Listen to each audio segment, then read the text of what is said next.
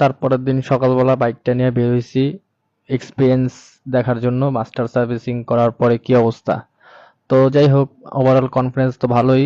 Even আমার bike চলছে মাত্র 18,000 কিলোমিটার, আর সার্ভিসিংটা মাশাআল্লাহ খুব ভালোই হয়েছে। আর এই সার্ভিসিংটা করাইতে আমার 800 টাকা খরচ হয়েছে। আর কিছু পার্টস লাগাইছি, যেমন এয়ার ফিল্টার 450 টাকা, তারপরে সামনের চেন স্প্রকেট ছোটটা, সেটার দাম ছিল 450 টাকা। এরপরে বাইকের একটা এমার্জেন্সি সুইচ লাগাইলাম, সেটার দাম 250 টাকা। সাথে স্পার্ক প্লাগ অ্যাড করে দিয়েছি, তার দাম ছিল 250 টাকা।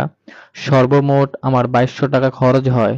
আমার টুকটাক কাজ করানো লাগে, না হলে বাইক চালানো যায় না। যেহেতু রাইড শেয়ার করি, অনেক কিলোমিটার বাইক চালাই প্রতিদিনই। বাইক ভালো চললেই আমার নিজের শান্তি লাগে, এছাড়া বাইক ভালো না চললে বাইক চালিয়ে কোনো মজা পাওয়া যায় না। যে জিনিসটা দিয়ে নিজের পেট চলে, ইনকাম করি, নিজের দৈনন্দিন